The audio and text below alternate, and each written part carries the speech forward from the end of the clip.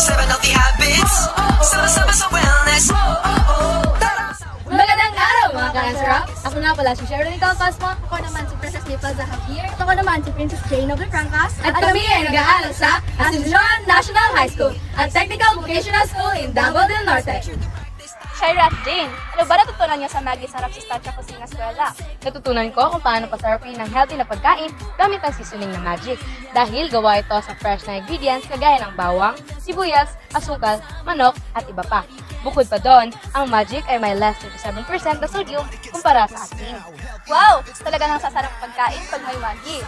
Ikaw naman, Jane! Ako naman, natutunan ko kung paano mas papasarapin ang healthy at fresh na gulay na kinuha sa gulayan sa paralan. Mas mapapasarap pa ito kung gagamit tayo ng Magic Seasoning. Ikaw ba, May? Ako naman ay natutunan ko sa Model 4 kung paano patahainin ng mga gulay at prutas ang mga hindi mahilig kumain ng healthy food. Sinabi rin natin Christine na dapat ng gawing dessert ang mga fresh fruits kagaya ng mangga at saging upang maganahan at magustuhan kumain ang mga bata. Tara na mga ka-answer! Magsimula na tayo! Welcome sa Gulayan sa Paralan! Tara! Kahit nasan ka man, pwede kang sumama. Kalabasa. Ang kalabasa ay mayaman sa vitamina A, C, K at B6. Ang mga bitaminang ito ay mahalaga para sa ating mata, balat at immune system. Sama-sama sa wellness. Pagkain tama. Proper portions. Katulad ng kalabasa, ang kamote ay may vitamina A, C, B6 at E. Ang vitamina E ay may antioxidants para sa proteksyon ng mga selula. 7 healthy habits. Sama-sama sa wellness. Ang malunggay ay isang masustansyang halaman na may vitamina, mineral, kagaya na lang ng A, C, K at B6 na nakakatulong sa kalusugan ng ating katawan. Tara! Sama-sama sa wellness. At bago tayo magsimula sa ating pagluluto, ay maghugas muna tayo ng kamay at magsuot ng gloves. Ang ulam na ating lulutuin ngayon ay Magic Veggie Popsicles. Shaira, ano ba ang mga sangkap na gagamitin ito? Ang gagamitin nating mga sangkap ay dinurog na kamote at kalabasa, pamintang durog, asin, itlog, pinakuloang hita ng manok, mantika, dried malunggay at saka hindi mawawala ang ating Magic. Shaira, ano bang unang hakbang na yung pagluluto ng Magic Veggie Popsicles? So ang ating unang gagawin ay ating himay-himayin ang karne ng manok at ihiwalayin ito sa buto. At ating ireserba ang buto ng manok para mamaya.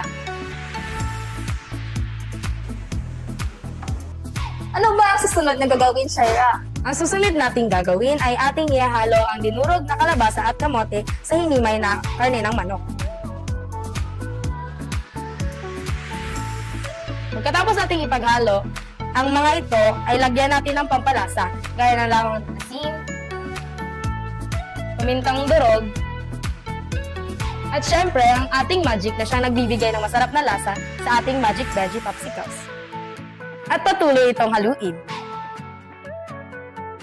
Kumuha ng manok at hilma sa kamay at ilagay ang buto sa gitna.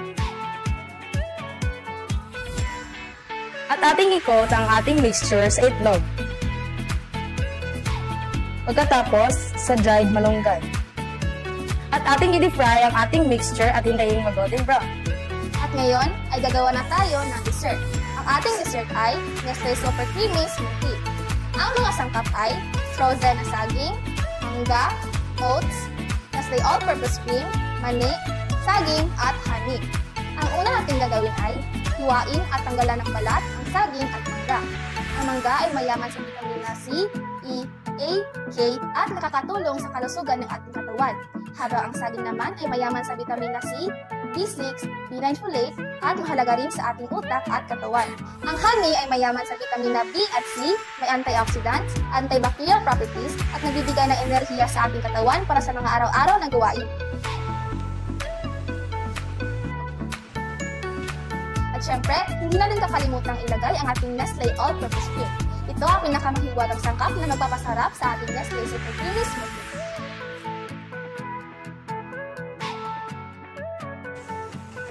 Pagkatapos nating ilagay ang mga prutas at liquid ingredients, ay atin na itong i-blend gamit ang blender. Kapag tapos na ma-blend ang mga prutas, ay atin na itong ililipat sa isang bowl. Ang aking ilalagay na toppings ay hiniwang saging, ani, at oats. Mga kansarap, ang aking lulutuin ay Magic Siomai. Ang sangkap na ating gagamitin ay giniling na karne, carrots, malunggay, bawang, toyo, sibuyas, oyster sauce, pamintang dorog, itlog, at wrapper. At ang mahiwagang sangkap na ating gagamitin ay Magic. Simulan na natin ang paglagay ng carrots, malunggay, bawang, at sibuyas sa ating food processor. Pagkatapos, ilagay ito sa bowl kasama ang giniling na karne. Ilagay na din natin ang ating oyster sauce, toyo, pamintang durog, itlog, at ang Magic.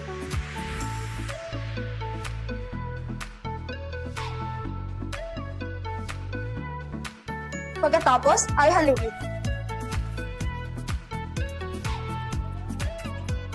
Ang susunod natin gagawin ay kumuha ng mixture at ibalot ito sa wrapper.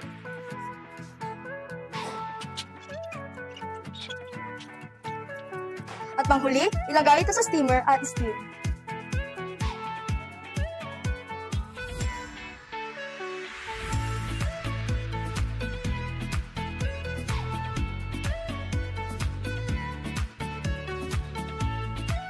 Tara na mga kasarap! Tikman na natin! Di talaga mapapansin ang paunahing sangkap ay gulay. Tama, kagaya ng niluto ko, tiyak na magugustuhan ng mga bata.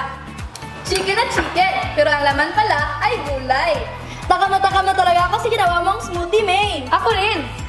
Magugustuhan talaga ito ng mga hindi mahilig kumain ng prutas. 10 out of 10 talaga kapag may Magic! Kaya naman, subukan nyo itong ihanda sa inyong tahanan at ito'y tiyak na magugustuhan nila.